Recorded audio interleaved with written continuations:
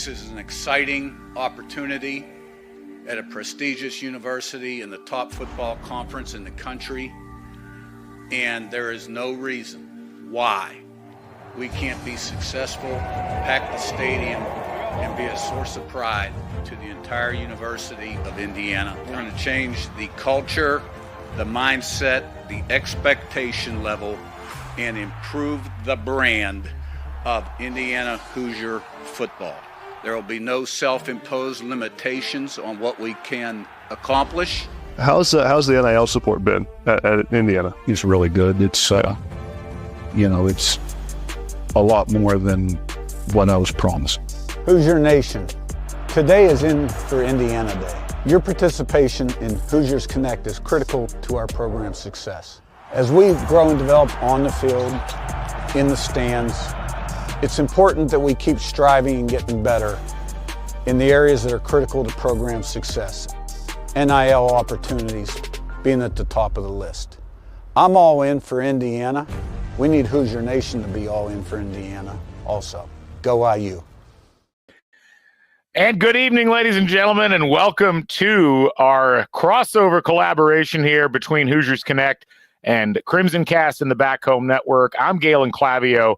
It is great to see you all tonight. We'll be here for a couple of hours as we celebrate IU football, IU athletics, as we talk through the importance of NIL and what it means and what it's meant to this IU football program. We're going to have some special guests coming on to talk about their experiences with IU football. We're going to be talking a little bit later about the college football playoff rankings. It's going to be a packed show. I hope you guys are ready. Buckle in. Let's get ready to roll on all of this, as we've just got a ton to talk about as far as Indiana and NIL. And just a reminder, folks, throughout the program, go to inforindiana.com. We're going to take a look there in just a minute at some of the great merch that they've got up and ready to go, as you've got many different opportunities to support name, image, and likeness NIL funds here at IU. We're looking forward to talking with you about some of those items, and we're also looking forward to talking with some folks that have been close to IU football, or at least fans of IU football over the course of time, and their experiences as well. I think first and foremost, one of the things I wanted to start with on this show was to talk through just how transformative NIL has been for Indiana over the course of this year.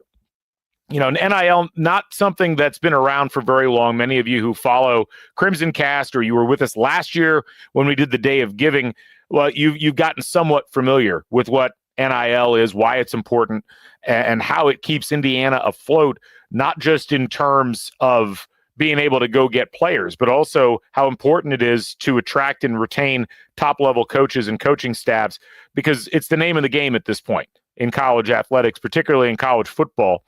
You're just not going to be able to compete at high levels unless you've got significant NIL support. And you heard Curt Cignetti, he hasn't talked too overtly about NIL through the course of his tenure, other than to say, as you heard in that opening clip, the support's been a lot better than he was promised when he first got here.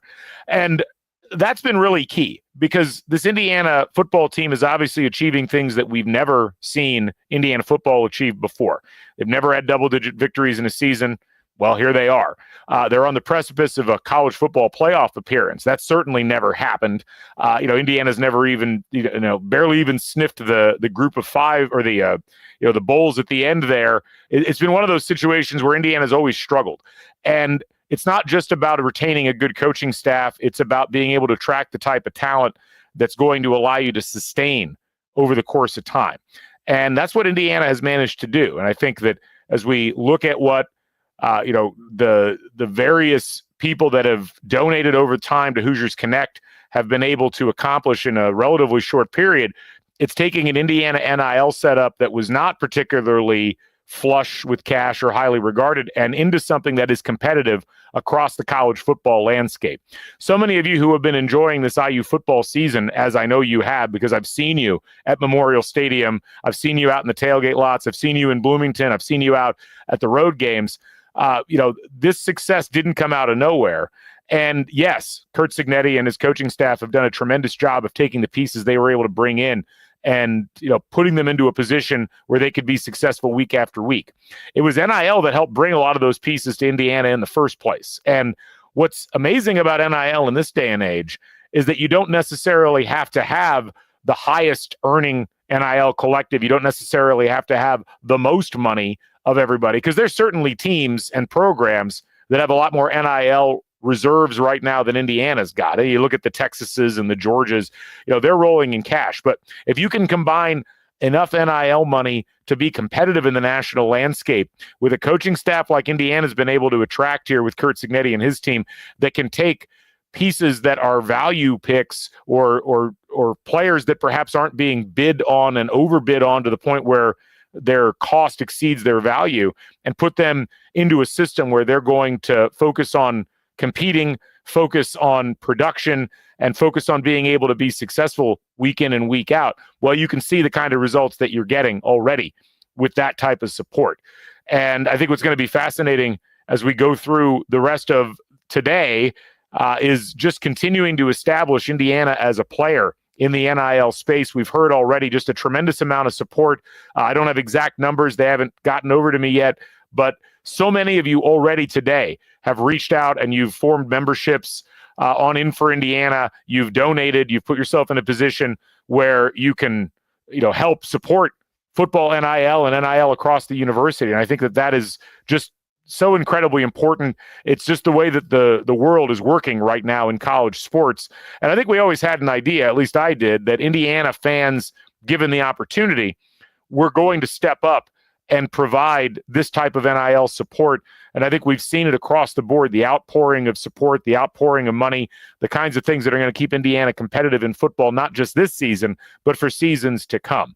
So head over to inforindiana.com. We're going to, in just a minute, check out some of the merch that they've got over there, some cool things that you can buy where the proceeds will go directly to supporting NIL. But one other really important thing that I wanted to go ahead and pop up for you here, because I think it's a game changer for a lot of people, and that is the note that we saw earlier today that you can now get priority points with the IU Varsity Club through membership purchases. Many of you understand how important that is for tickets and for other items that you care about in relation to IU athletics.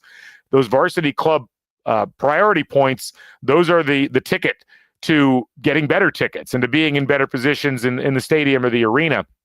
So the announcement coming down this morning was that In for Indiana Day includes the option for individuals to earn priority points with the IU Varsity Club. You can also, through that process, purchase new exclusive merchandise from the Hoosiers Connect apparel store that's made available today. And, we heard from Curt Cignetti on this in that original piece there. If you haven't been following with some of the Hoosiers Connect podcasts, they've been doing these Players Perspective podcasts, just a lot of cool opportunities to hear from the athletes, hear from the coaches, and you can see exactly what you're supporting with your NIL donations. So let's head over first of all here as I get my screen share up. I wanted to give you a chance to see exactly how all of this works on the shop. Let's get that screen share up here. There we go. And as you can see right there, buy merch, support NIL opportunities for IU athletes. You can see some of the stuff that they've had here. You've got the In for Indiana Imperial long sleeve t-shirt that's going for a very reasonable $40. You have the regular t-shirt. You got some stickers. You've got a lot of really amazing pullovers. I get asked about my white Hoosiers Connect pullover all the time. It's a great way to signify that you're in for Indiana, that you've donated, that you're providing this type of support, and you're looking really good while doing it. You can scroll down, see some other options, some different quarter zips available, and we've even got some vests in stock now. We had actually that white vest is on sale, only $175. So be sure to check that out. And then we've got the hats. Now, the hats at the beginning of the day were all in stock. And I'll note, and if you haven't seen the Win hat with the cigarette burning in the middle there, I guess this is where I have to throw in the disclaimer that Curt Cignetti does not officially endorse smoking. But you've got the logo right in there. You've got the Win logo. That's sold out right now. I'm sure we'll be getting more in at some point soon. You've got a nice script Red Indiana hat. You've got the In for Indiana logo on the hat. So just a bunch of different opportunities here where you can not just buy some fashionable merchandise, but you can also put yourself in a position to help IU with their NIL efforts. So head over to inforindiana.com. Be sure to check that out. And you got an opportunity to get a membership, to donate, to buy some merchandise to help support Indiana NIL. And I think that's very exciting. I mentioned earlier, we're going to have a ton of guests and special appearances throughout the course of this show. Of course, those of you who normally tune in for Bison Chat, we will be having that from 8 to 9 tonight. Joe Cronin will be joining us. We've got the lovely Emily Fox producing behind the scenes as she's been pushing the buttons and making the magic happen. We're going to have a longtime friend of the pod and former IU reporter Trisha Whitaker joining us at about 8 o'clock as well, 7:50 thereabouts. But we have some former IU football players that are going to be joining us as well. And we're going to go ahead and start with a gentleman we had on earlier on in 2024, a guy who's started at quarterback for IU's, made a lot of key plays over the course of his time. Chris Ditto, back on the show. Chris, it's great to see you again. How you doing, my friend? I'm doing great, Galen. Thanks very much for having me. Excited to talk to you today. I think my wife and kids are tired, as excited as they are about the season. I think they're a little bit tired of hearing me talk about it. So definitely excited to talk more about it with you, though. Absolutely. Well, let's just dive right into it. I mean, first of all, you and I talked long before the season started, I think back in like March or April, and kind of recap your career, some of the experiences you had. And you were at, as we talked about then, kind of a transition period for IU football. And we have talked through texts and even in that conversation about like, man, it'd be great to watch IU kind of get back to a point where they're regularly competitive. We've had these fits and starts. How have you processed what's happened so far this season with IU football? I mean, we've joked on the podcast, it's like a fever dream. It's almost more than that now. I have a hard time putting into words what we've experienced and how it's gone so far. What's it been like for you as a guy who used to wear the uniform?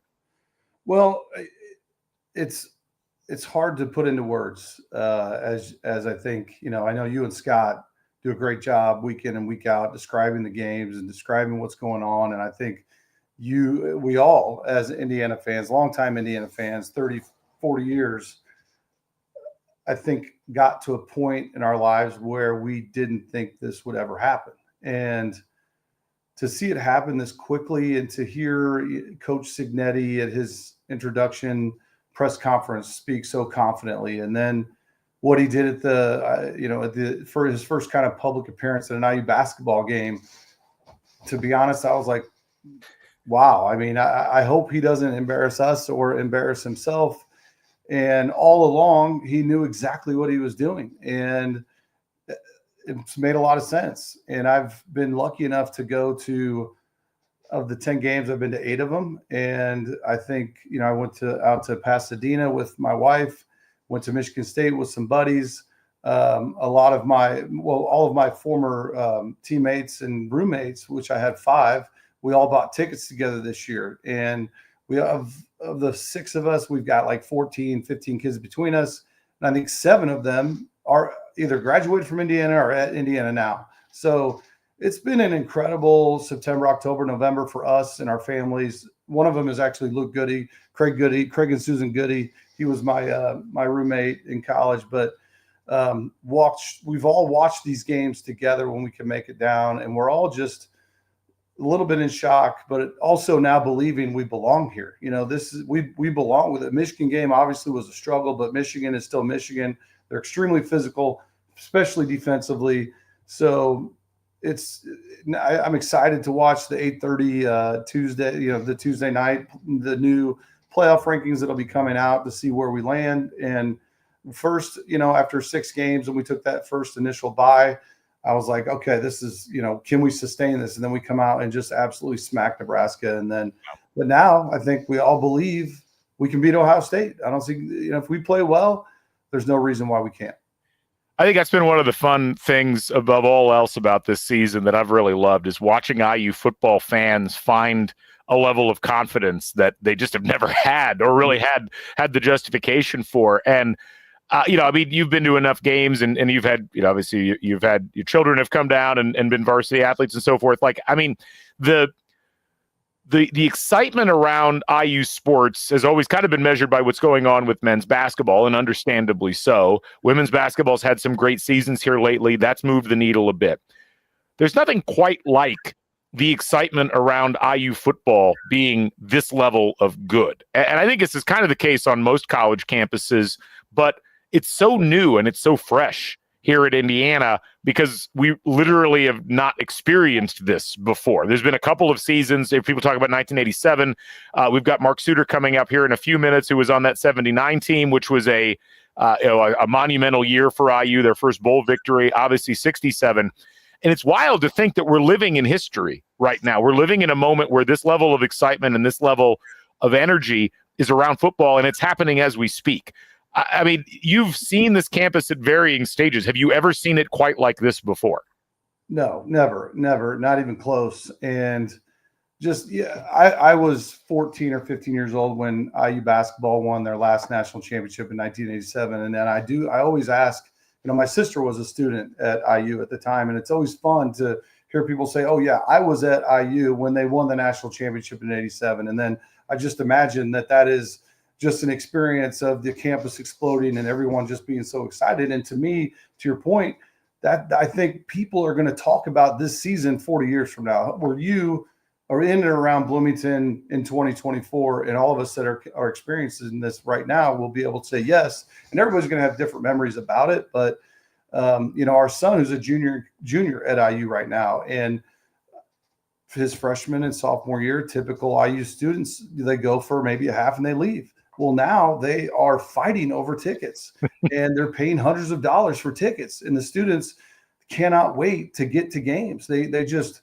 it's something that they now live for. And it's something that it's just so exciting to see. I'm so happy for everyone in Bloomington, for the entire student body. And to think back of just even last year, and, we couldn't give away tickets. We literally couldn't just beg people to come to games with us. And now everyone is coming out of the woodwork. And I'm sure for you too, hey, can we get tickets? Can we get tickets? And it's like, not this year, because we'll do what we can, but it's such a special, it's been such a special experience. And I don't want it to end. I keep thinking, we have 2 games left. It's gone by so fast.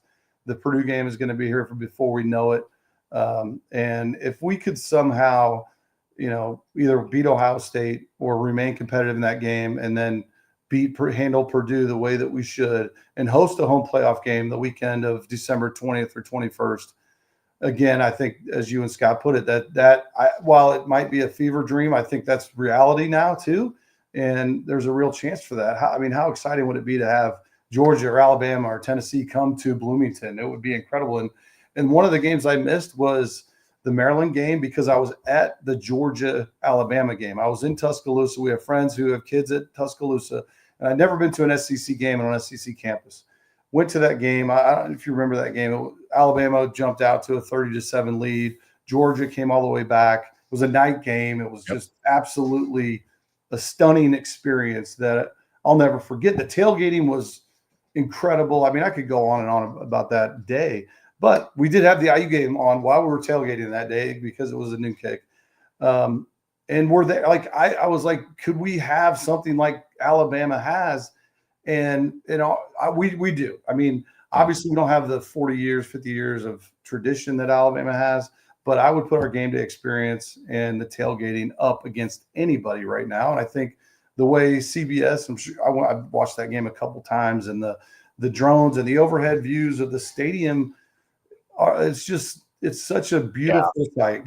That if you haven't seen it, folks, that cinematic shot at the start of the Michigan broadcast of Memorial Stadium. You played in Memorial Stadium when it was 2 separated stands with the bleachers on either end. That was when I was a student. That was the same setup. I've never seen her look that beautiful, and to be filled with that many fans. It is such a great advertisement for the university, and it's a great advertisement for IU football specifically. And folks, we're here with Chris Ditto, former IU starting quarterback in the mid-90s. And Chris, to kind of wrap things up a little bit, NIL is the name of the game right now with college football, with college athletics in general, but particularly football, because you're because of the way that the rules exist and because of where the money needs to come from at this point, you have to have a lot of donations. They can be big donations, they can be little donations, but you have to have enough money that you can be competitive on the marketplace, and then you got to manage that money well. You got to be smart with decisions. And two things here. I mean, first of all, we've seen how IU fans have donated and how generous they've been. It's been really impressive to see, but we've also seen this coaching staff with Curt Cignetti and his group be such good custodians of that money and know how to spend it. I mean, so much of what we're seeing right now is like a really well-managed cap in terms of like, here's the guys we need and here's what they can do and here's what we're going to focus on, and it's going to be productivity over potential. That is so rare in college football, but it's been the support from IU fans for NIL that's really helped to make everything work. Yes, no question about it. And what I think part of the reason that Coach Cignetti was convinced to come to coach IU was the vision that Scott Dolson laid out for him and the NIL support that he was promised to him. And all that we've heard Coach Cignetti say is that he not only got what he was promised, but he's gotten more. So as you said, it does sound like they're managing that money well. I don't think they're overpaying players, but I also think they're rewarding players for